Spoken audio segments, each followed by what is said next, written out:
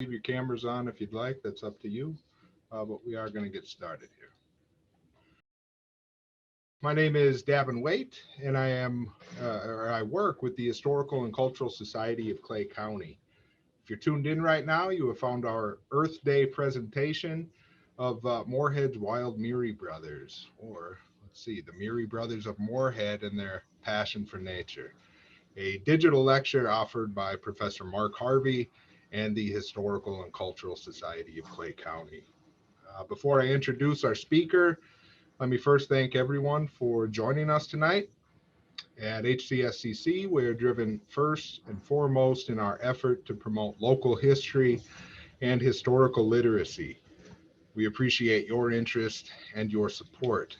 If you'd like to help our work at HCSCC, I encourage you to join us as a supporting member or to visit our museum at the Yemkamp Center in Moorhead. You can find the details to do so on our website at www.hcscconline.org. Let me also note that if you have any questions for Mark, you should write those into the comment sections of Zoom or Facebook, depending on how you found us tonight.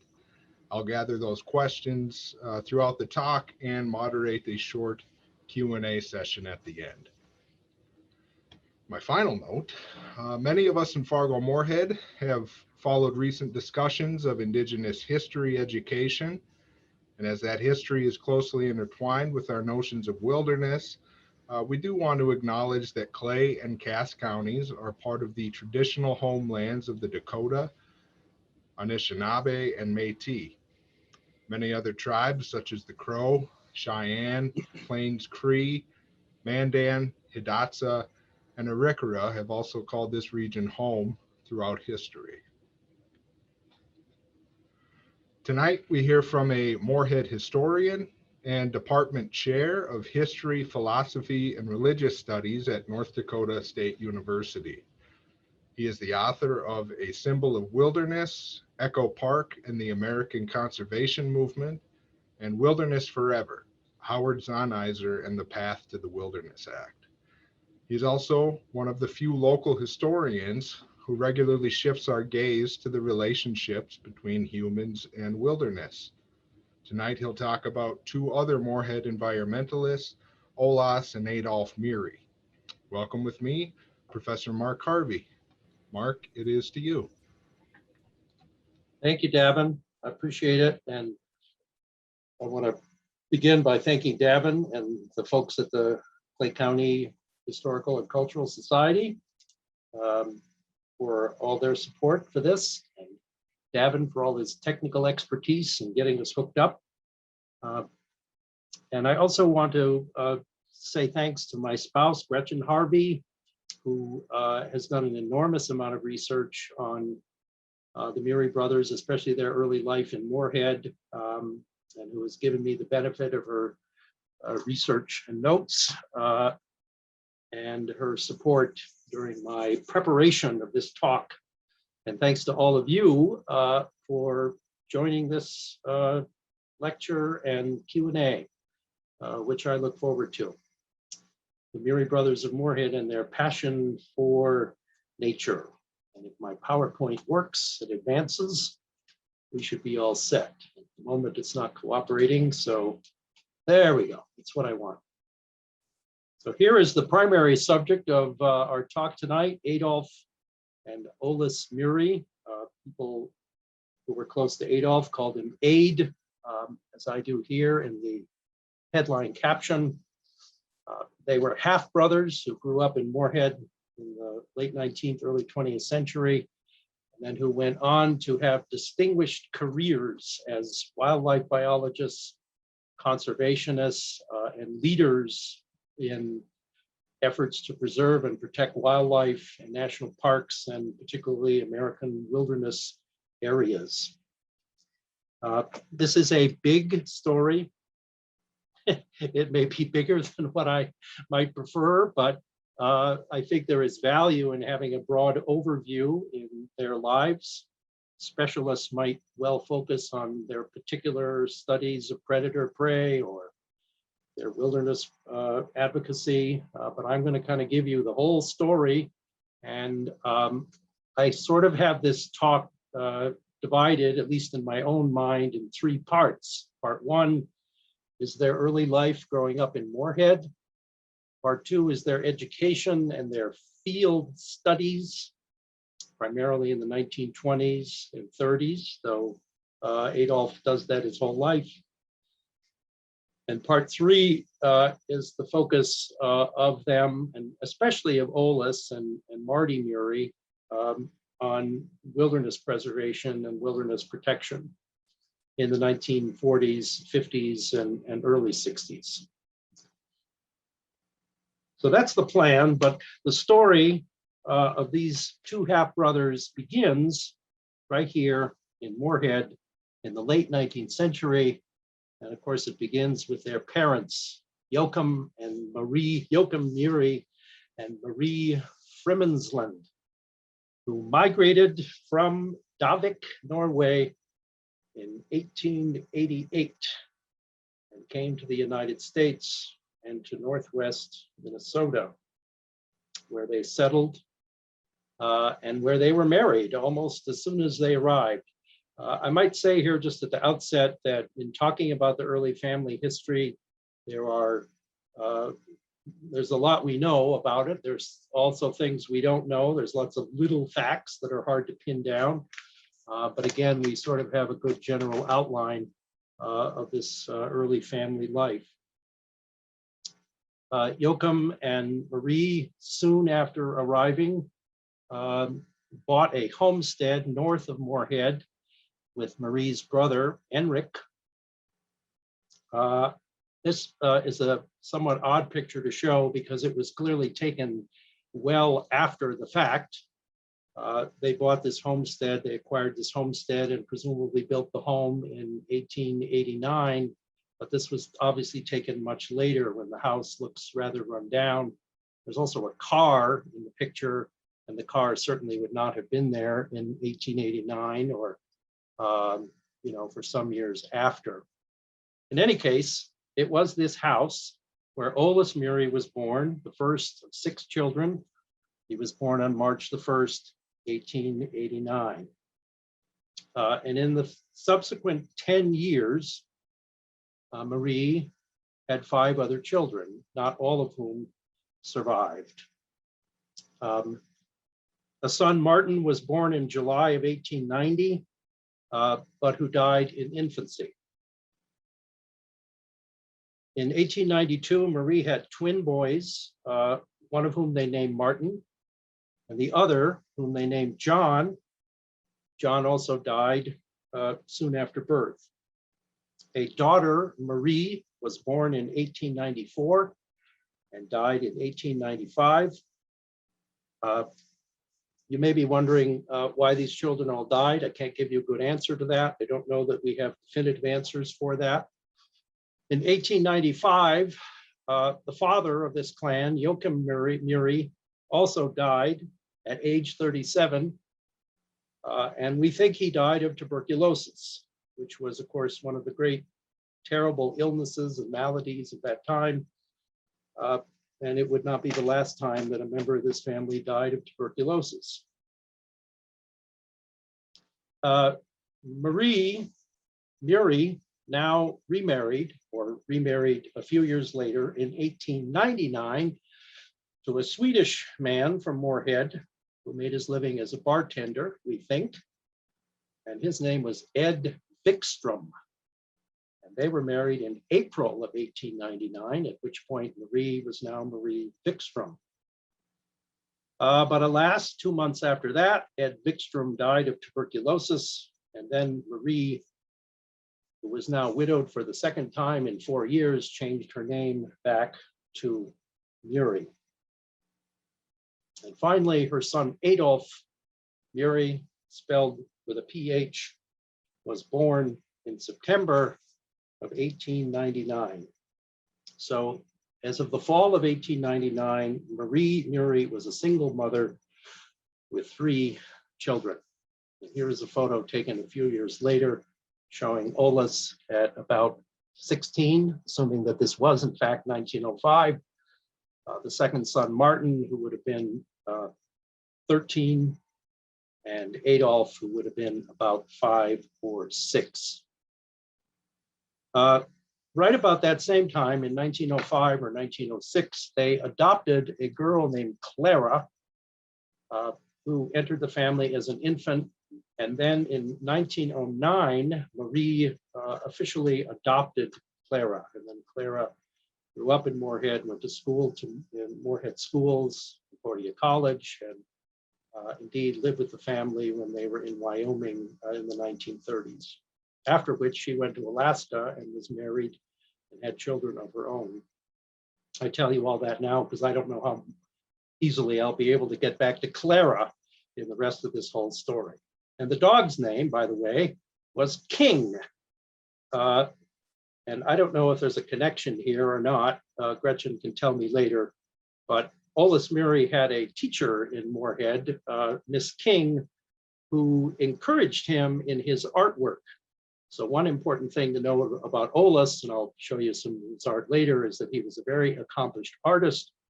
We can thank in part his 8th grade teacher, Miss King. Well, eventually along the way, the Muries left the homestead and moved into town. And this picture would have been taken sometime later, since Adolph is probably 18, 20, something in that neighborhood. So here we have Murie and Adolph and Clara in Moorhead at their home on 7th Avenue South. The big question, or certainly one of the big questions that we have to ask as we think about this family, is how did they survive? Having lost 2 husbands who were breadwinners, what did Murie do to keep her family together, to bring in money, to bring in an income, to put food on the table? And there are several answers to that question, and in part they connect to the growing interest in nature and the out of doors, especially on the part of the boys. Murie herself worked very hard. She took in hand washing for neighbors and friends and people in the neighborhood. She and presumably the boys cut grass, again, for neighbors and people around. She was fortunate to own a milk cow, and apparently they lived so close to the, what was then the edge of the city that this was allowed. In any case, they sold milk, and they went around the neighborhood carrying pails of milk to neighbors and friends. Olaus and Adolph and Martin, and perhaps even Clara as she grew older, it's not quite clear, worked for local truck gardeners who paid them either in money or in the form of foods that they harvested. They hunted, they fished in the Red River, in the woods along the river, and they brought wood home from their forays out into the woods, brought wood home for the stove as fuel. But 2 other things to remember by way of how they supported themselves. Murie's brother, Louis Frimmensland, or perhaps it's Louis Frimmensland, owned a butcher shop in Moorhead, and he no doubt provided help and perhaps meats once a week or however often it might have been. And lastly, we need to remember that Joachim's own parents had also migrated here, John and Maren Murie, so they were here. She did have a network then of relatives who came to the help of the family. This is a slide called The Wilderness. It's called The Wilderness because that's what Adolph and Martin and Olaus called it. This is a bend in the river in South Moorhead and South Fargo. Olaus Murie published an article in 1942 called Boyhood Wilderness, in which he described camping at this very place. And there is now a trail to this place that has been marked off. And if you're interested in following it, you can go to Lemke Park in South Fargo. and it's about a half a mile walk out to the tip of this peninsula. So this was the old Murie wilderness, as they called it. And this reminds us, or helps to remind us, of the life that the young Muries had back in the early part of the 1900s. They made their own canoe. They played Indian. They made a teepee. They camped in the wilderness. They hunted and fished. The life of the Muries in early 20th century Moorhead focused on the out of doors. Theirs was a boyhood and girlhood of considerable activity, of work and play and exploration on the prairie and in the fields and amongst the woods, hugging the Red River.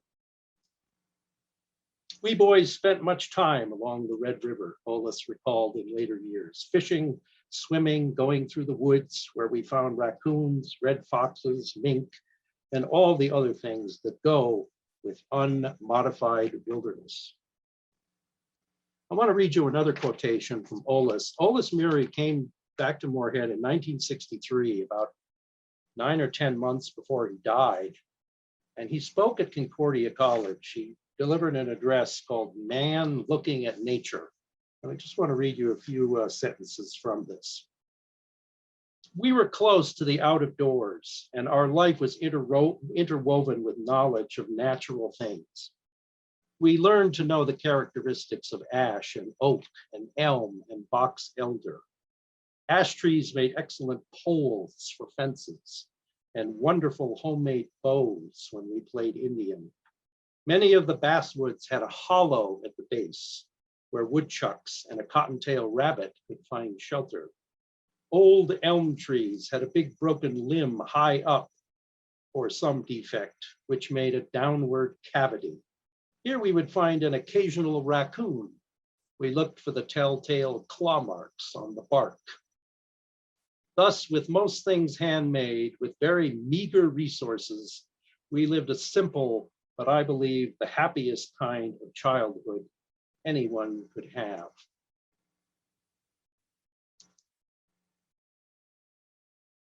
The Scandinavians have a philosophical concept that they call Friluftsliv. And if I did not say that correctly, forgive me. But I've been practicing, so I hope that's approximately right. Friluftsliv, a philosophical concept that goes back deep into Scandinavian history about the outdoor life. And it's the notion that fresh air is vital to physical and mental well-being, that human beings need and must have fresh air for their mental and physical well-being. This concept, which was sort of circulating, no pun intended, not only in the Scandinavian world, but in other parts of the world, and certainly in the United States, this influenced what American historians call the nature study movement. And the nature study movement was touted by such noted authors as Anna Botsford Comstock and Liberty Hyde Bailey. And the nature study movement affected school curriculums and helped spawn such entities as the Boy Scouts and Girl Scouts. Thinking about this, being aware of this, of the nature study movement, and perhaps even of Friluftsliv, this affected the Murie boys, and perhaps Clara too. Olaus and Martin Murie, we know, were leaders of the first two Boy Scout troops in Moorhead in 1920 and 21. And according to one historian who's written about scouting, Boy Scouting, this gave them the chance to become strong, self-reliant, resourceful, and helpful, and to get acquainted with nature and the outdoor life. So these are sort of the big themes. This brings us to kind of the themes of my talk here tonight, insofar as the Muries are concerned. They recognize the value of nature to human beings. They clearly admired wild nature, and they believe that the animals and the plants and the wilderness deserve our respect and our care and our stewardship. And finally, and this becomes very, very clear throughout their whole careers, they were ecologists because they understood the deep connections between nature, between animals, especially between predator and prey and the rest of the environment. And I'll get into some of that here in just a bit. Well, we have to follow these people, especially Olaus and Adolph, who are the focus of this study. And I'll begin here by talking about education and then get into his field work. Marie Friluftsliv, Marie Murie, wanted her children to be educated, as did Norwegians generally. They put a high focus on education. And I think we all know that and appreciate that being here in Moorhead with Concordia College. All of her children obviously went to public schools. They all graduated from Moorhead High School. Olaus graduated from Moorhead High in 1908.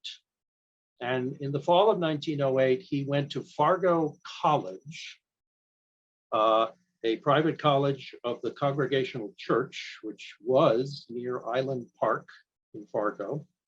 And he stayed there 1 year only because his biology professor, Arthur Bean, moved in the fall of 1909 to Pacific University in Forest Grove, Oregon. He basically arranged for Olaus that if Olaus agreed to move there to finish his schooling there, that Professor Bean would help to, ensure that his tuition would be paid for, his room and board and whatever. I don't know the exact financial arrangements, but clearly he helped Olaus to make it possible for Olaus to go there. So Olaus finished his bachelor's degree at Pacific University in 1912, at which point he went to work for the Oregon Fish and Game Commission for 2 years, which gave him on-the-ground experience working for that kind of state agency, going out into the fields, going out into the refuges, looking at wildlife, counting populations. Perhaps he had warden responsibilities and the like. Then Olaus was incredibly lucky.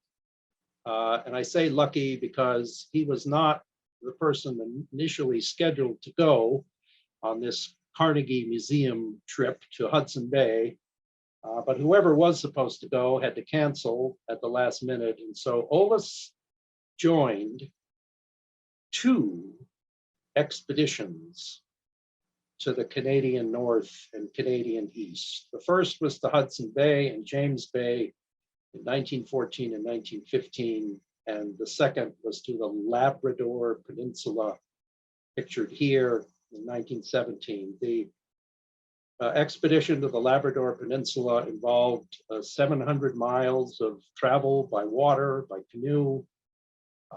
And all the time they are studying animals, they're collecting specimens, they're chronicling the natural world. This was a wilderness apprenticeship for Olaus Murie.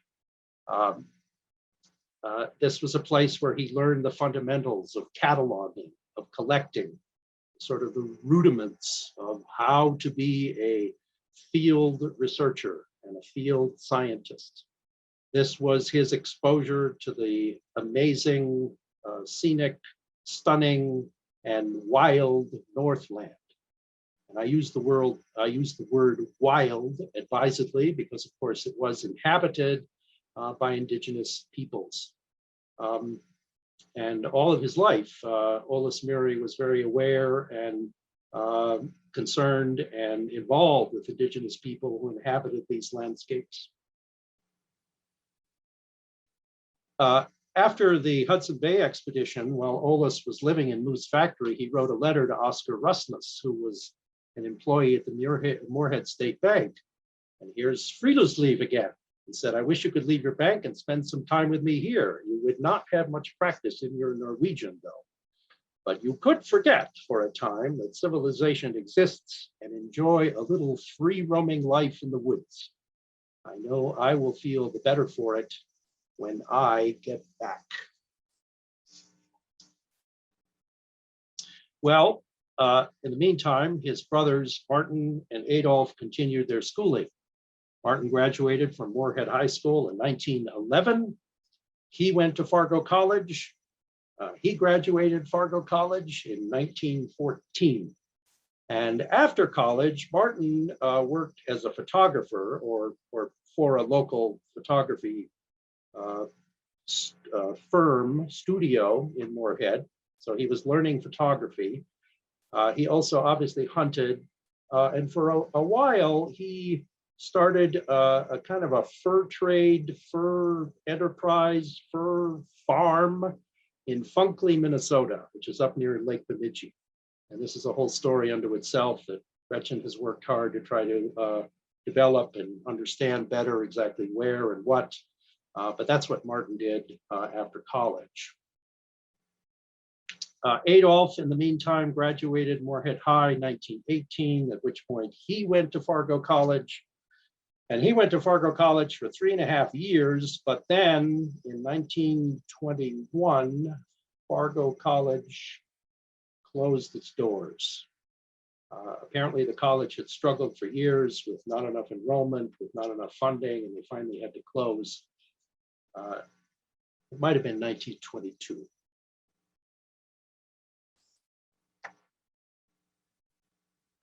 In any case, we now get to 1920 and the decade of the 1920s, which brought big, big changes to this Murie family. The 1920s is an important decade for lots of reasons, and a lot of happiness and a lot of sadness and a lot of adventure and a lot of new experiences that happened in the 1920s. The first thing that happened is that Olaus Murie in 1920 was hired by the US Biological Survey, which was a predecessor of what we now call the Fish and Wildlife Service, to go to Alaska and to study the caribou, to study this great mammal of the Northland, its migration patterns, its numbers, its populations, to study the caribou. So that's what Olaus did starting in 1920. And it really launched him on his great Alaska experience. It made him a lifelong lover of Alaska. He learned all about dog sledding. He honed his experiences as a field scientist. He traveled for hundreds of miles by dog sled mostly, but sometimes by other means, studying caribou and eventually other critters too, like brown bears and all kinds of birds.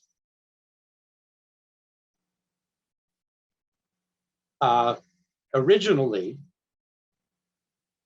it was his hope that the Biological Survey would employ his brother Martin to join him. And he and Martin had talked about this and planned this for some time. And it was going to be a way that they could bond and a new experience for Martin. And then in 1922, great tragedy struck this family when Martin fell ill and declined very rapidly and died, possibly of tuberculosis. Again, we're not sure. And Gretchen has told me that tuberculosis may have been a sort of a catch-all term and they didn't really know what caused it. So that may be a mystery for now. There was a funeral at Trinity Lutheran Church in Moorhead for Martin. The Moorhead Weekly paper stated that Martin was a great lover of the outdoors and the wild creatures that lived there. Shocked and saddened, Olaus wrote to Adolph from Alaska to say, quote, "We had a brother we can be proud of and we will keep him in our memory." Adolph we will fight off our sorrow and make up for it with increased devotion to each other. Well, this provided an opportunity for Adolph to join Olaus in Alaska to study caribou. So that's what happened. Adolph, the young 22-year-old, maybe he was 23 or almost 23, went to Alaska, joined Olaus. They spent 5 months in 1922 circumnavigating Mount McKinley, which was a new national park, or a very new national park established in 1917, tracking the caribou. And then Adolph went back again in 1923. And you can see this picture here. Obviously, they're bundled up against the cold, but well armed with snowshoes and walking sticks and heavy winter clothing to protect themselves. I said the 1920s was an important decade for lots of reasons.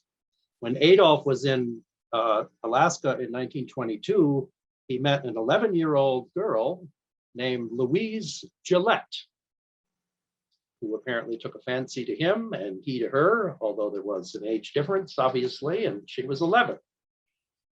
In any case, this Louise Gillette would ultimately become his wife about 10 years later.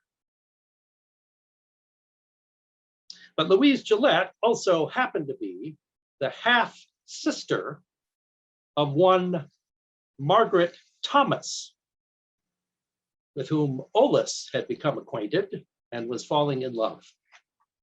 So what we have here is a story in which two half-brothers from Moorhead, Minnesota, fall in love with and marry two half-sisters from Washington State and Alaska, because they had grown up in Washington, but then moved to Alaska.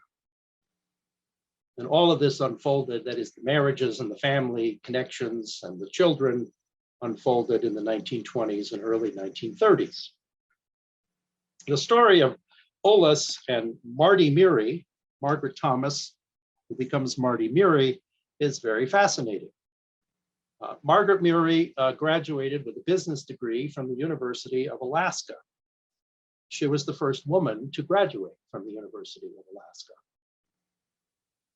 They were married on August 19th, 1924 in Anvik, Alaska, which may not sound like much, but Anvik was not exactly at the center of the universe. It was a remote, distant outpost in far western Alaska. And in order to meet Olaus for the wedding, Marty journeyed about 800 miles up the Yukon River to get there, at which point they were married at 3 a.m. in a small chapel lit by candlelight. They subsequently took a honeymoon by dog sled on the Koyukuk River, while Olaus collected specimens. And I'm going to share with you here a couple of quotes of Marty. Alone in an 8x10 tent with 3 caribou hides and no reading matter, I was learning a little bit more about being married to a scientist. She also recalled, I remember once saying to Olaus on our dog sled honeymoon, but whatever made you think I could do all this? He looked at me and said, oh, I knew you could. The following year, 1925, Olaus and Marty welcomed their first child, a son, whom they named Martin. Olaus was away in faraway Alaska. The child was actually born in Washington State. So Olaus didn't meet his son until his son was 3 or 4 months old. But then in 1926, the 3 of them, accompanied by a friend named Jess Rust, took another great Alaska expedition, a scientific expedition up the Old Crow River, with the purpose of studying waterfowl. It was Olaus and Marty and baby Martin and their friend Jess Rust. It was a difficult time. It was very isolated. They were very isolated. They had to work very hard. The weather did not cooperate. The mud was thick. The motor on the boat conked out and they couldn't fix it. So they had to row for 300 miles. The mosquitoes were horrendous. And they had diapers to change. The Old Crow River is just a sluggish, muddy stream that meanders across a Pleistocene lake bed, Marty recalled. I think the thing that saved our friendship and our sanity was the singing. Jess had a nice tenor voice. I had been brought up singing. We sang our way up 250 miles of that river. The Old Crow expedition in many ways ended, at least for now, the Murie's presence in Alaska.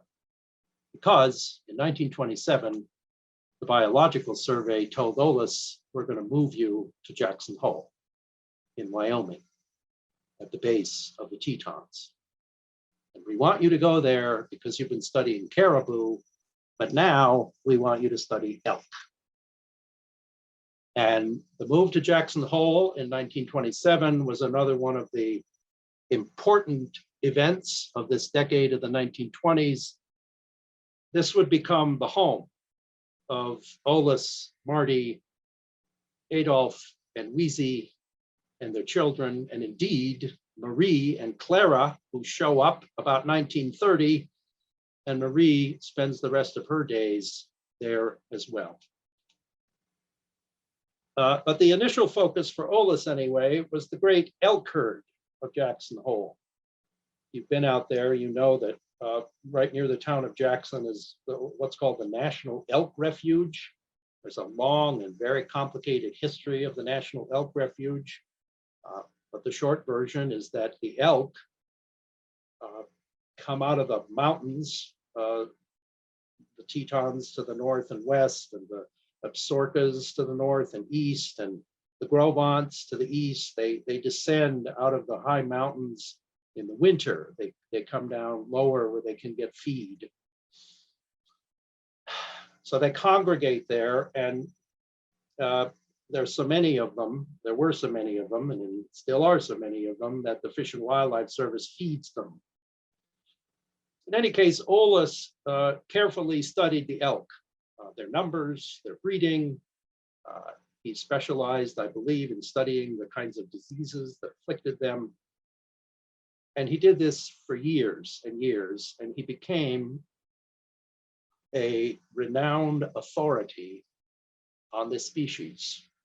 And in the middle 1930s, he began to focus on the degree to which the elk population was affected by coyotes. That is, he began to study predator-prey relations. Did the coyotes drastically reduce elk populations or not? Well, in order to figure this out, he studied the coyotes' diet, and he looked at their scats, and he analyzed their stomach contents. And he found, as Adolph would soon after with coyotes in Yellowstone, that the coyotes mostly ate mice and gophers and grasshoppers, and the occasional elk. But generally, he concluded that the coyotes had little effect on the elk population. And this was one of the insights he brought, along with many, many others, to his landmark book that came out in 1951, The Elk of North America.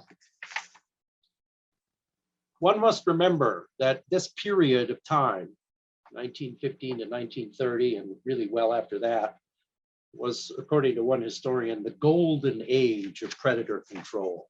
This was the time when the Biological Survey, the Forest Service, the Park Service killed lions and wolves and coyotes as a way to encourage game populations of deer and elk and sheep.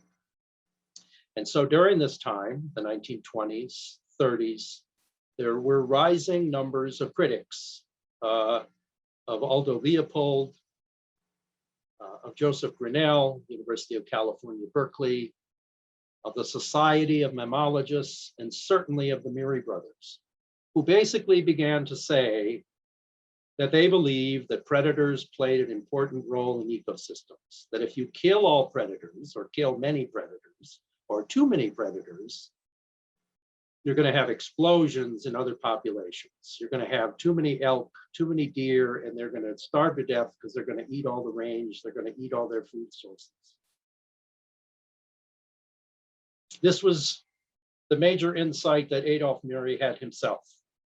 And Adolph Murie went to the University of Michigan in 1929 and took a PhD. I should have said that Olaus also went there in 1927 and took a master's. But Adolph one-upped him, at least in the rank of credentialing, and got a PhD. Meanwhile, Louise had grown up and continued to enjoy Adolph's presence. They fell in love, and they married in 1932. And for a few years then, they were in Michigan. Louise, who was called by her friends Wheezy all of her life, she studied botany at the University of Michigan. And Adolph stayed in Ann Arbor and in Michigan. He was basically a curator of the mammals in the museum there. And he worked at this George's Reserve outside of Ann Arbor, sort of a research experiment station.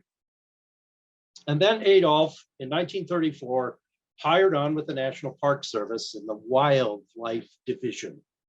He was one of the very few biologists employed by the National Park Service to study animals in the national parks. It's kind of surprising. We think of the National Park Service as being so dedicated to animals and ecosystems, but back in the 30s, the Park Service mostly cared about tourism and people, and animals and biology and ecology and all that was sort of down the list. But Adolph was hired, and he had a remarkable career working for the Park Service. As early as 1929 and 30, he went to Isle Royale and studied the moose populations and realized even then that the moose populations were growing, partly because there were no predators on Isle Royale. There were no wolves, which he questioned. I mentioned his work at the George Reserve in Michigan. He went to Olympic National Monument, which is now Olympic National Park in Washington, to study elk.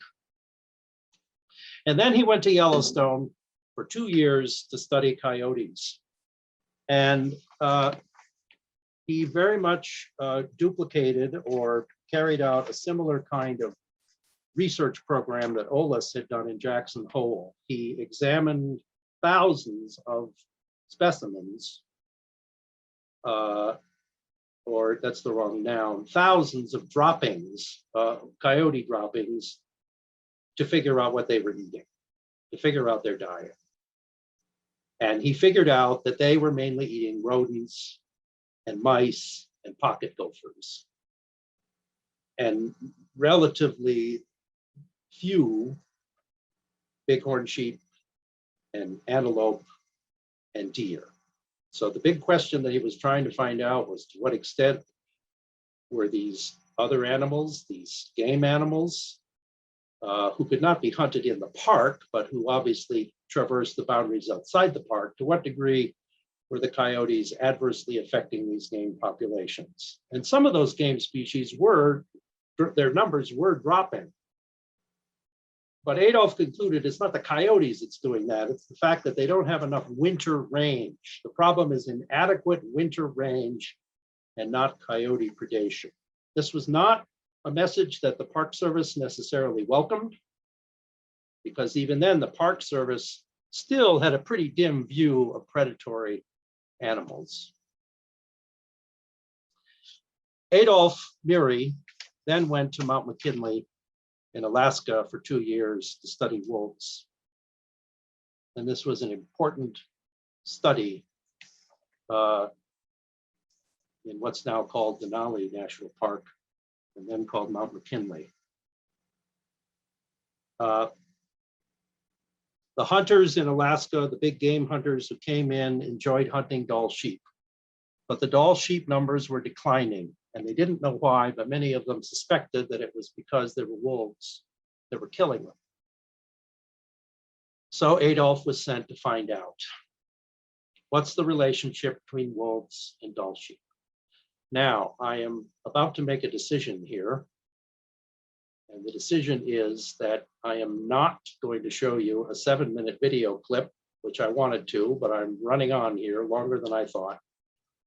And as good as the clip is, I'm not going to show it because I don't want this to go too awfully long, and I've got more to say. The video clip is from Ken Burns' National Parks program, documentary, and it's a clip about Adolph Murie and his wolf studies in Mount McKinley. You can probably find it on YouTube. We can talk about how you can get to it or see it. But it's about 7 minutes. And if I show it now, I think this will just run on too long. So I'm going to skip it. But I'll tell you that as a result of this study, Adolph Murie concluded that wolves, yes, wolves did kill sheep,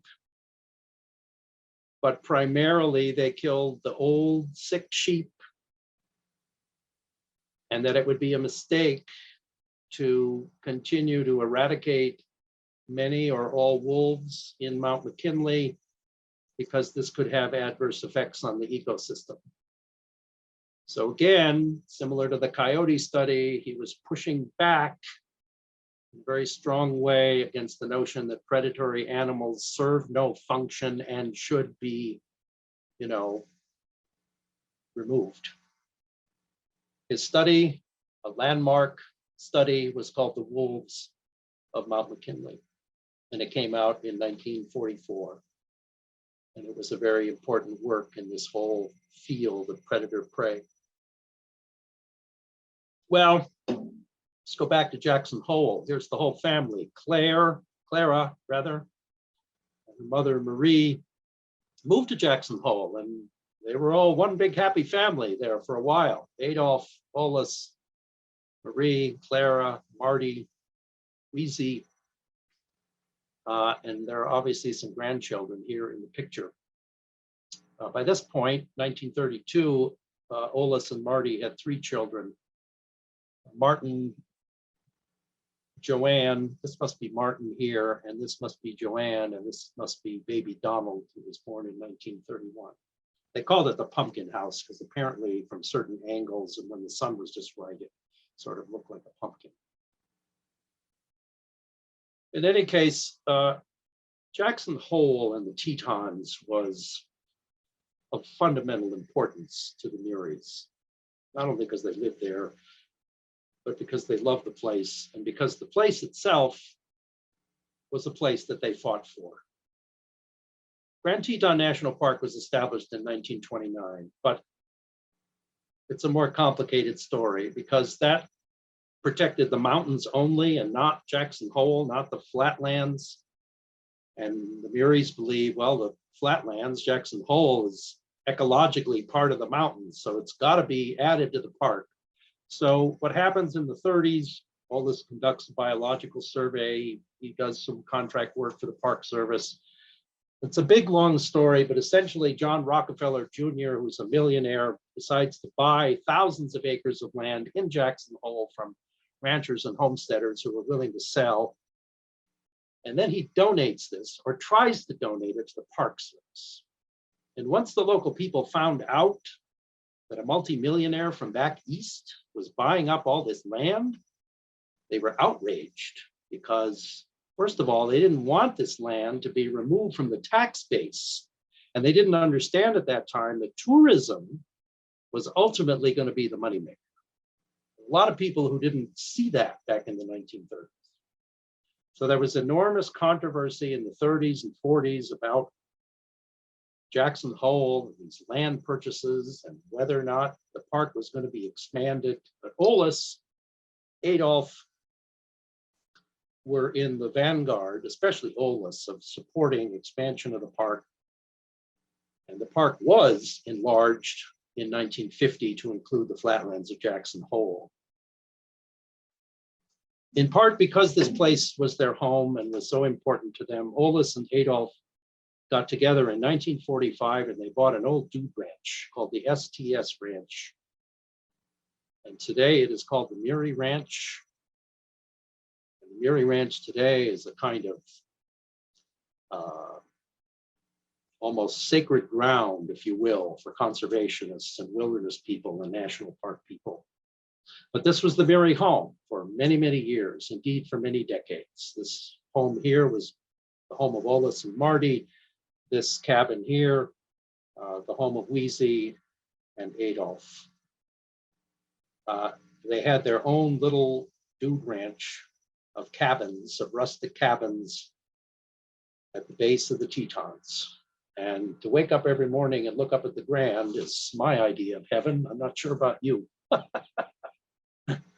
And I think it was their idea of heaven too. I mentioned earlier that Olaus was encouraged to draw, and draw he did. He was a self-taught artist, and so living at the ranch gave him time to indulge his artistic talents and interests. And we have lots of samples of his work. I wish I could show you more. But he obviously drew the animals and the birds and the landscapes. Here's a flock of magpies, I think, if I'm right about this, flying across the face of the Tetons. And he put this artistic talent to work in publishing an amazing book called The Field Guide to Animal Tracks, which you can still buy today. It's in some sort of commemorative edition print. It's full of pictures, obviously, of animal tracks and of animal scats. And just leafing through this is a sort of an amazing experience, and one can learn an awful lot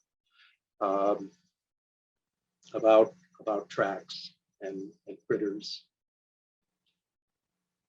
This, I think, is my favorite picture of Olaus Murie. And in reviewing some of the notes in the last few days, I came across a note by Wysie who said that Olaus could imitate animal sounds. He could imitate owls, he could imitate crows. And you clearly have the sense, looking at this picture, that he's communicating with this, this fine bird. Sort of a, a mystical connection, something. For me, this picture of Olaus sort of just speaks volumes about his adoration of nature, his love of the wild, his deep connection with living creatures. He went to New Zealand in 1949 to study elk there, a major scientific expedition. In this period after World War II, Olaus Murie and Marty Murie and Wysie and Adolph to a degree, but especially Olaus, kind of gets onto a bigger national stage of wilderness preservation on a national scale. Here he's pictured with Aldo Leopold. Leopold died in 1948. Leopold was a leading figure in the Wilderness Society, and so was Olaus Murie. In fact, in 1945, Olaus Murie quit the Fish and Wildlife Service to become executive director of the Wilderness Society. He was in that position until his death in 1963. During these years, there were grand, epic showdowns over such proposals as a dam in Echo Park, in Dinosaur National Monument on the border of Colorado and Utah, a dam which the Wilderness Society and the Sierra Club and the Audubon Society and the National Parks Association and the Women's Federation clubs all came together and stopped from happening. You're interested in this topic, you say? Well, I know a book I can recommend called The Symbol of Wilderness, Echo Park and the American Conservation Movement, which I wrote 25 years ago.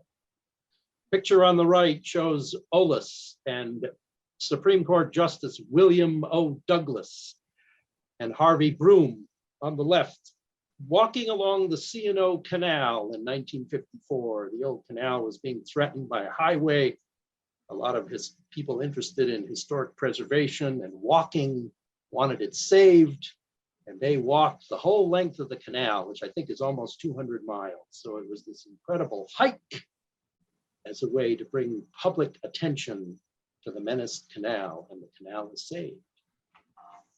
Howard Zahniser, who I've also written a book about, was the executive secretary of the Wilderness Society.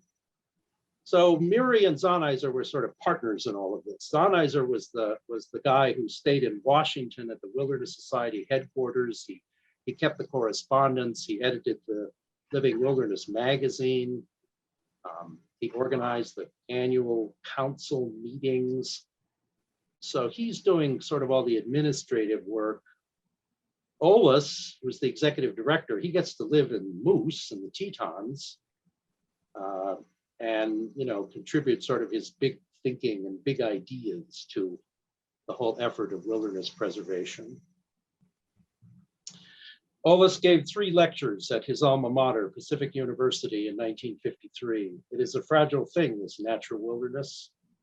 It is easily degraded or destroyed by heedless men. It is not for a single agency or a single commercial organization to make ruthlessly a decision which affects the future.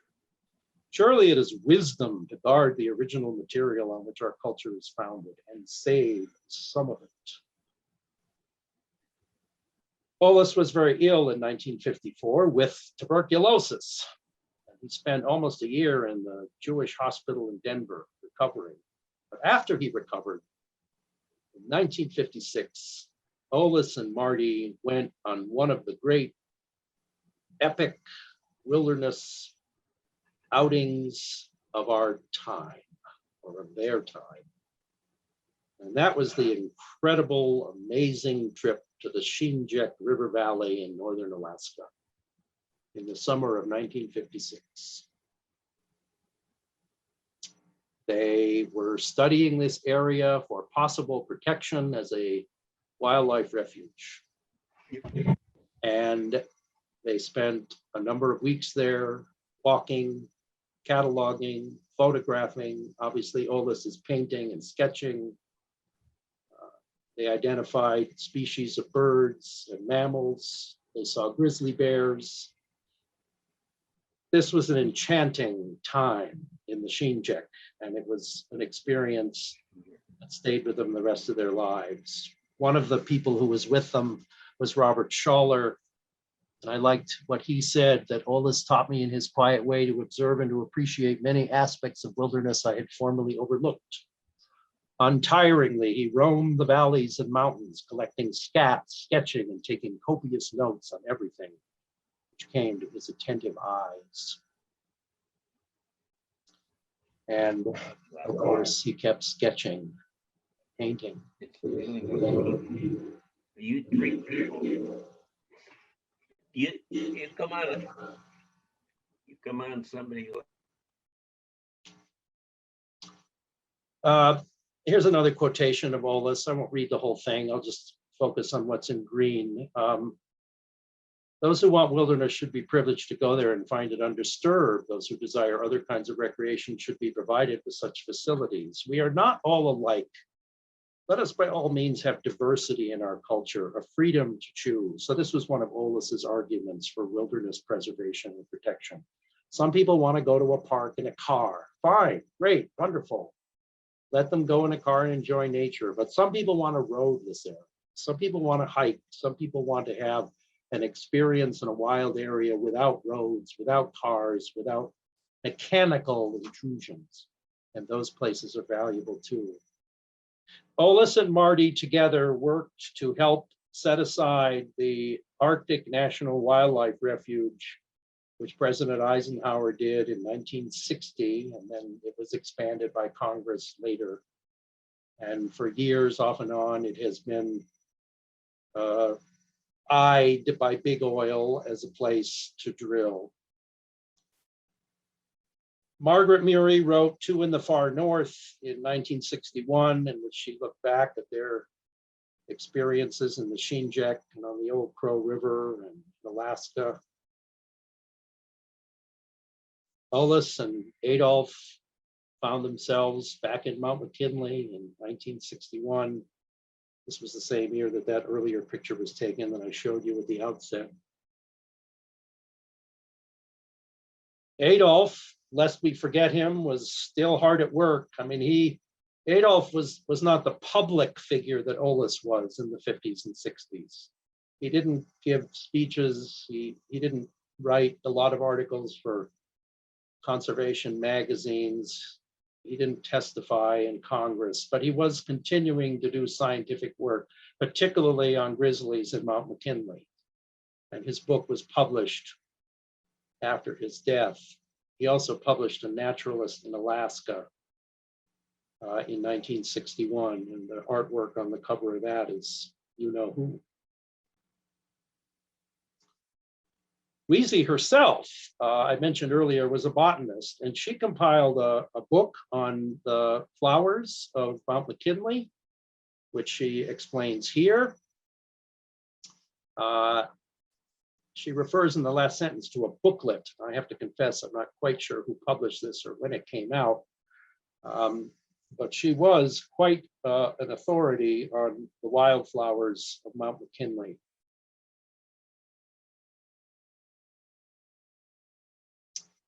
Well, the accolades for these people began finally to come in. Olaus was given a handful of top-notch awards, including the Audubon Medal in 1959 and the John Muir Award of the Sierra Club in 1963. That was the same year he spoke at Concordia. But Olaus had cancer, and Olaus died in Jackson on October the 21st, 1963, leading Howard Zahniser to write, he was the one person who best personified wilderness in our culture. In his personality, the concept of wilderness had a noble and compelling expression. This was October of 1963. Howard Zahniser, his partner in the Wilderness Society, died of a heart attack in May of 1964. This is Lyndon Johnson signing the Wilderness Act of 1964, which he signed in September of that year. And the two women to whom he is giving pens is Alice Zahniser, widow of Howard, and Marty Murie.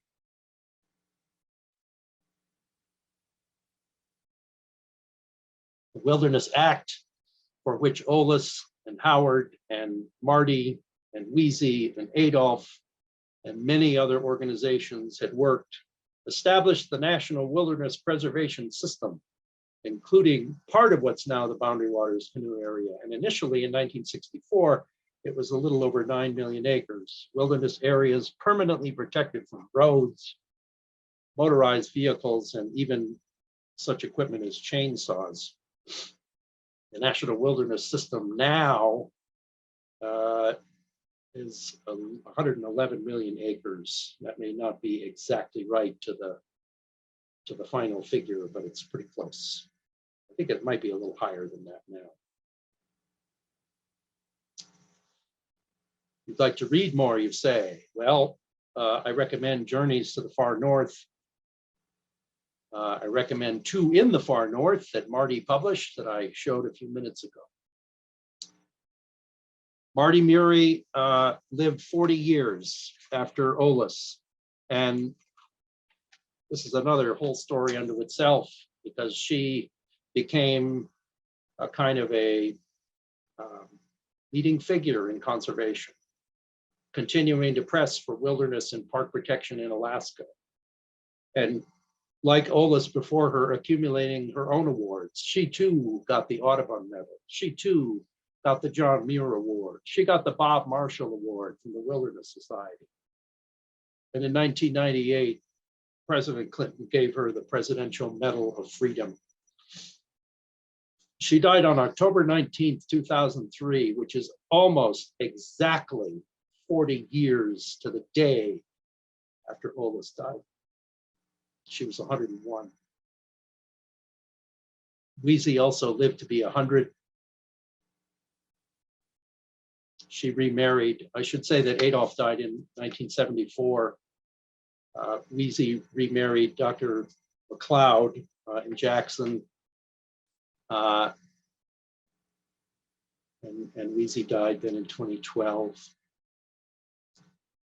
Yeah, here's Adolph, shown in his later years when he was up in Alaska doing some of his grizzly bear work. So I hope this story, this overview, tells us something about these dedicated people on this Earth Day, about their vision, about their scientific work, about their passion for science and wildness and wild creatures. I think it's a good reminder on a day like this, when we're thinking about such big issues as climate change and environmental justice, to remember the Muries who did the hard work to help achieve so much. And I thank you, and I will stop, and I will be happy to take your questions.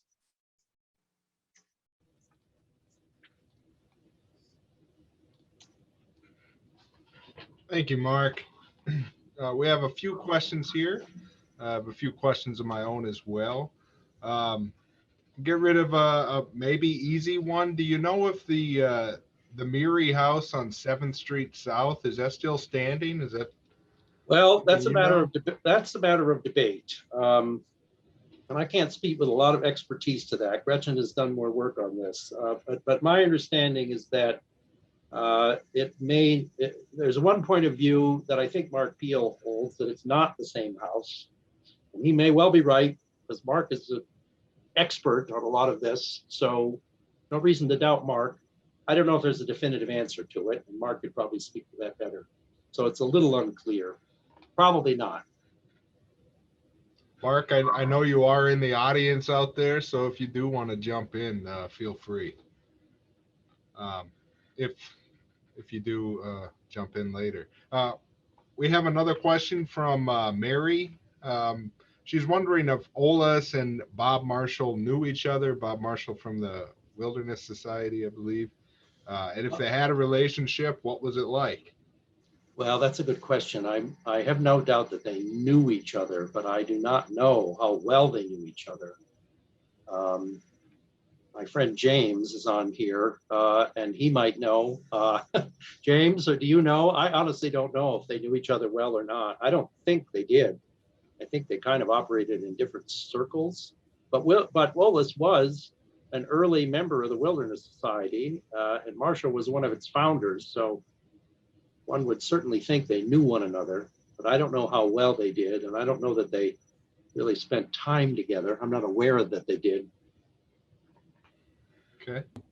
Yeah, I'm sorry, Mark. I don't know the answer to that question. It's a good question. Mark, you started the talk earlier, speaking of, the wilderness that Olaus and Adolph and Martin and maybe Clara had found in the Red River. Did they pursue any preservation efforts in Fargo, Moorhead, or Minnesota? Were they trying to establish a park of any sort, something like that? Well, Olaus, probably the easiest answer to that is that Olaus and Marty and perhaps Adolph were certainly involved in the efforts to protect the boundary waters. I mean, the boundary waters was a pretty big issue back in the 40s and 50s, because that's when there were no restrictions on airplanes or motorboats. So there was in 1949, Truman creates an airspace reserve to prohibit flights below 4,000 feet. Sigurd Olson was the leader of all of this in Minnesota. Sigurd Olson and Ernest Overholzer, and people in Minnesota. So Olaus was not central to that effort, but again, as a member of the Wilderness Society certainly made the boundary waters an important, area to work to protect. So yeah, he was involved in that. That's the main thing that comes to mind. I can't think of anything locally that they were involved in by way of preservation or protection or refuges or anything like that. Maybe that's something we'll dig into.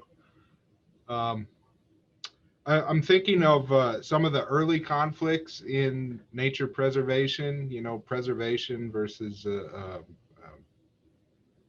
conservation. Yeah. And, just the general challenge of messaging environmental issues. Was wilderness Olaus's and Adolph's, early rallying cry, or were they, talking about nature instead, or something like that? I'm not sure I entirely know what you're asking, Devin. Sure. I guess I'm wondering, did they were their efforts driven by wilderness in particular, or did they have to play around with the right words, for the right audiences to really accomplish what they were trying to do? Well, they were both pretty strong advocates of wildland protection, I think, from the get-go. I mean, the whole wilderness movement in the United States, if you're talking about, drawing lines on a map so as to say, this is wilderness, and this will be left without roads, and this will be an area in which we will not allow timber cutting, and commodity uses. If that's what you mean by wilderness protection, that whole effort really got underway in the 1920s. And, at that time, Olaus and Adolph were not really involved. They were off doing their, scientific field research. But the Wilderness Society comes along in 1935, and Olaus was a very early member of it. I think he joined maybe in 1937. So they pretty quickly got on the Wilderness Society bandwagon and recognized that organization's goals was compatible with what they were doing and what they believed. I don't know if that answers your question. Does it? Sure. Yeah. I'll follow up with some more details, more clarity on my end. I think James wants to say something about this. Great. Did you discover the Muries talking about primitive areas? Yeah. Because Okay. before they talked about wilderness, they were talking about primitive areas. I think even in the boundary waters, they were talking something about, primitive Right. areas. And I just love that language. And I think it's a neat evolution of language from primitive to wilderness. And that's what the Forest Service called these areas for many years. They were primitive areas. And then there's this whole process by which primitive areas were reclassified as wilderness areas, which involved holding public hearings and blah, blah, blah. But yeah, James is absolutely right that in the 20s and 30s, primitive was really the word of choice, even more than wilderness. Okay. Got a question about environmentalists today. You talked a lot about how connected the Muries were to local wilderness. And, obviously you've laid out the career that they had. Have you been doing any research into, what inspires environmentalists today, particularly given the challenge that, there's not a lot of wilderness left? Well, when you say environmentalists, you're really talking about a wide, incredible array of people with a wide array of interests and concerns, from pollution to climate change to energy to endangered species to biological diversity. I mean, when you talk about this whole movement today, again, it's a big spectrum of people and interests, and wilderness is certainly still, a key concern and a key a focus for, the Wilderness Society is still alive and well, as are, Friends of the Boundary Waters and local friends groups around the country, Friends of the Clearwater and so forth. So wilderness preservation certainly has not gone away as a focus or a concern, but it's now competing with 100 other different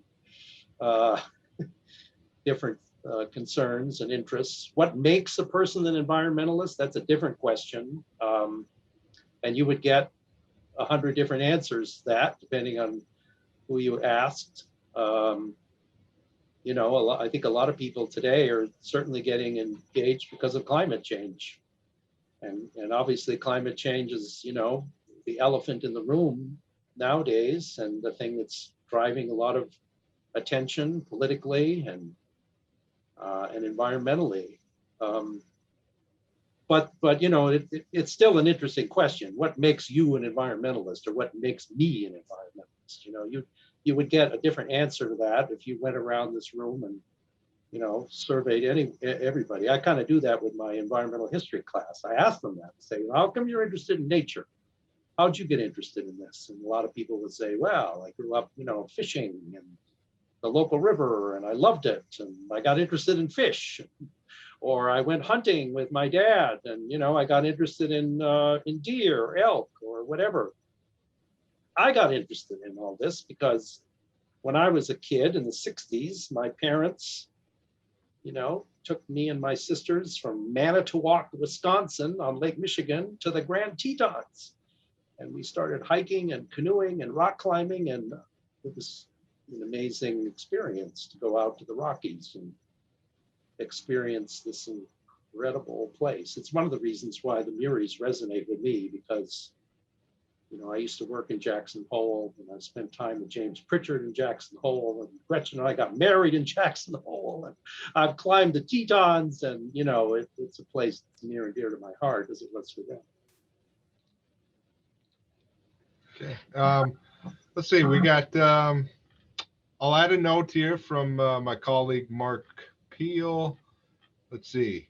He says he believes the Murie house on, he's reading 7th Avenue. I forget if it's 7th Avenue or Street or both. He believes that house, okay, he believes that house is gone, but the family also lived in another house on 6th Avenue, and that one still stands. Okay. I trust Mark's knowledge of Moorhead history. Yeah. And then finally, Mark, we have one question from Larry Peterson. Will you and Gretchen be writing a dual biography of the Murie brothers? Is that in the future? Well, it's a great idea, Larry. I'll have to talk to Gretchen about that, see what she thinks. I don't know whether we will or not. We probably should, because we've done an enormous amount of research, but, you know, we're not the only people who have. So is James Pritchard and other people who I can think of. So all I can say is that somebody should definitely do it. You know, the Muries deserve a book, and that's been true for a long, long time.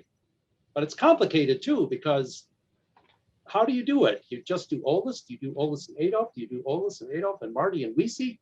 You know, how do you do it? What's your focus? And people like me have been interested in the Muries have sort of had to grapple with that question. I don't know. I can't give you a good answer, Larry. Thanks for asking. I think a lot of us hope it. Of course, there's a lot of comments here too, Mark. Great talk. Thanks for the great talk. So let's end with that. Thank you for introducing us all to the Muries. We really appreciate it.